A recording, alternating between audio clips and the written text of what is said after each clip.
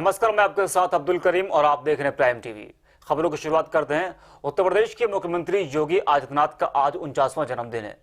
जन्मदिन के मौके पर सीएम योगी ने गोरक्षनाथ बाबा को याद करते हुए ट्वीट किया है। ट्वीट के बाद से सीएम योगी को जन्मदिन की बधाइयां देने का सिलसिला शुरू हो चुका है।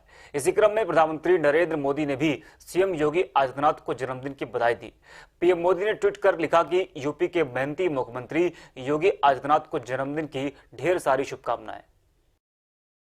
उत्तर प्रदेश के गाजियाबाद में देश की चर्चित साइकिल कंपनी एटलस ने अपनी फैक्ट्री बंद करने का ऐलान कर दिया है। कंपनी ने आर्थिक तंगी का हवाला देते हुए फैक्ट्री बंद करने की बात कही है। उधर कंपनी के इस फैसले के बाद यूपी में सियासत तेज हो गई है। मामले में कांग्रेस की महासचिव प्रियंका गांधी ने सरकार पर सवाल उठाए। वहीं समाजवादी पार्टी के राष्ट्रीय अध्यक्ष अखिलेश यादव ने इसे बीजेपी की गलत नीतियों की वजह से शुरू हुई एक और बंदी करार दिया है। अखिलेश यादव ने ट्वीट किया है, आर्थिक मंदी की वजह से उत्तर प्रदेश की प्रसिद्ध एटलस साइकिल कंपनी में उत्पादन बंदी का खबर बेहद चिंताजनक है। इससे हजारों मजदूरों के सामने जीविका का संकट खड़ा हो गया है। बेरोजगारी के इस दौर में यह गरीब अब कहां जाएंगे। भाजपा की गलत नीतियों की वजह से अब एक और बंदी शुरू हो गई है। भारत में लॉकडाउन में छूट मिलने के साथ ही कोरोना संक्रमित मरीजों की संख्या में भी तेजी से इजाफा दर्ज किया गया है। हर दिन कोरोना वायरस मरीजों की संख्या बढ़ती जा रही है। स्वास्थ्य मंत्रालय के आंकड़ों के मुताबिक पिछले 24 घंटों में कोरोना के 9,851 नए मामले सामने आए हैं, जबकि 273 मरीजों की मौत हो गई है। नए मामले सामने आने के साथ ही देश में कोरोना से संक्रमित मरीजों की संख्या 2,26,770 हो गई है।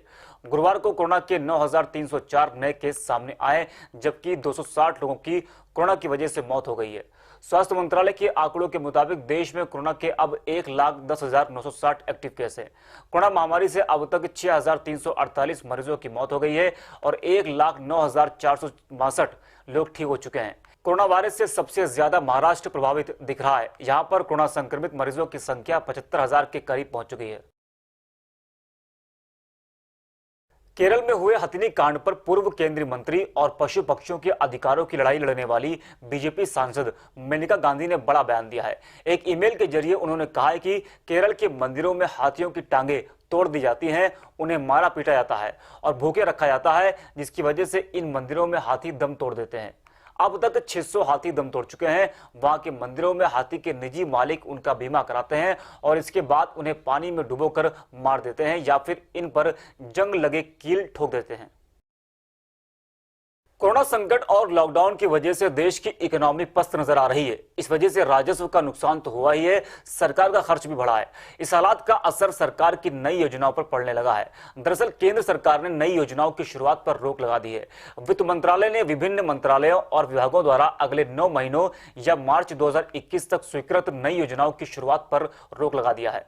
कोरोना की लड़ाई में आर्थिक संकट से जूझ रहे वित्त मंत्रालय ने वित्त वर्ष 2020-2021 के लिए किसी नई योजना की शुरुआत पर रोक लगा दी है। ये रोक उन योजनाओं पर है जो स्वीकृत या मूल्यांकन श्रेणी में है। यह आदेश उन योजनाओं पर भी लागू होगा जिनके लिए वित्त मंत्रालय के व्यय विभाग ने सैद्धांतिक अनुमोदन दे दिया है। शराब कारोबारी और किंगफिशर एयरलाइंस के मालिक विजय माल्या की अपील को हाईकोर्ट ने बुधवार को खारिज कर दिया है।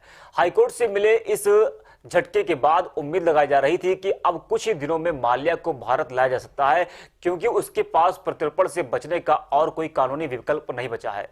हालांकि अब विजय माल्या के प्रत्यर्पण पर यूके हाई कमीशन ने कहा है कि एक और कानूनी मुद्दा सुलझाया जाना अभी बाकी है, जो गोपनीय है। इस लिहाज से अब माल्या के भारत आने की उम्मीद को करार झटका लगा है। गौरतलब है कि लंदन हाईकोर्ट ने विजय माल्या की भारत प्रत्यर्पण के खिलाफ सुप्रीम कोर्ट में अपील करने की इजाजत देने वाली याचिका खारिज कर दी है। पिछले महीने यूके की हाईकोर्ट ने विजय माल्या के प्रत्यर्पण के खिलाफ दायर याचिका को खारिज कर दिया है, जिसके बाद विजय माल्या के पास सुप्रीम कोर्ट में अपील दायर करने की अनुमति लेने वाली याचिका के लिए 14 दिनों का समय था। अमेरिका के राष्ट्रपति डोनाल्ड ट्रंप की बेटी टिफनी ने अश्वेत जॉर्ज फ्लॉयड की मौत के खिलाफ हो रहे विरोध प्रदर्शन का समर्थन किया है। टिफनी ने सोशल मीडिया पर ब्लैक स्क्रीन पोस्ट कर प्रदर्शन को सही ठहराया। उन्होंने इंस्टाग्राम पर पोस्ट के साथ लिखा, #blackout Tuesday, #justice for George Floyd. Hashtag का इस्तेमाल करते हुए लिखा, अकेले हम कम हासिल कर सकते हैं, एक साथ हम बहुत कुछ हासिल कर सकते हैं। राष्ट्रपति डोनाल्ड ट्रंप ने न्यूयॉर्क शहर के नेताओं को फटकार लगाते हुए कहा है कि वो न्यूयॉर्क की सड़कों पर प्रदर्शन कर रहे लोगों को जल्द से जल्द हटाएं, वरना अंजाम बुरा हो सकता है। उन्होंने सोमवार को भी प्रदर्शनकारियों पर विद्रोह अधिनियम लागू करने की धमकी दी थी। इंडोनेशिया ने घोषणा की है कि वो दुनिया भर में फैले कोरोना वायरस की वजह से इस साल अपने नागरिकों को हज पर नहीं भेजेगा। इंडोनेशियाई मीडिया के हवाले से कहा गया है कि इंडोनेशिया ने इस साल अपने नागरिकों के लिए कोरोना वायरस के कारण हज कार्यक्रम रद्द करने का फैसला किया है और इसकी औपचारिक घोषणा भी कर दी है। एक रिपोर्ट के मुताबिक जनसंख्या के लिहाज से दुनिया के सबसे बड़े इस्लामिक देश इंडोनेशिया के धार्मिक मामलों के मंत्री का कहना है कि यह निर्णय कोरोना वायरस के कारण लिया गया है। भारत और ऑस्ट्रेलिया के बीच एक बड़ी डील पर सहमति बनी है। अब दोनों देश एक दूसरे के मिलिट्री बेस का इस्तेमाल कर सकेंगे। भारत के विदेश मंत्री ने कहा कि डील का अर्थ है कि अब इंडो पैसिफिक क्षेत्र में दोनों देशों के बीच ज्यादा सैन्य सहयोग हो सकेगा। इस डील पर प्रधानमंत्री नरेंद्र मोदी और ऑस्ट्रेलिया के पीएम स्कॉट मॉरिसन के बीच एक वर्चुअल समिट के दौरान हस्ताक्षर किए गए। प्रधानमंत्री नरेंद्र मोदी ने गुरुवार को ऑस्ट्रेलिया के पीएम स्कॉट मॉरिसन के साथ ऑनलाइन शिखर सम्मेलन में हिस्सा लिया, जिसमें स्वास्थ्य सेवा, कारोबार और रक्षा क्षेत्रों सहित द्विपक्षीय संबंधों के विविध आयामों को और मजबूत बनाने पर चर्चा की गई। अपने शुरुआती संबोधन में पीएम मोदी ने कहा कि उनका मानना है कि भारत और ऑस्ट्रेलिया के संबंधों को और सशक्त करने के लिए ये उपयुक्त समय, उपयुक्त मौका है तथा अपनी दोस्ती को और मजबूत बनाने के लिए हमारे पास असीम संभावनाएं हैं।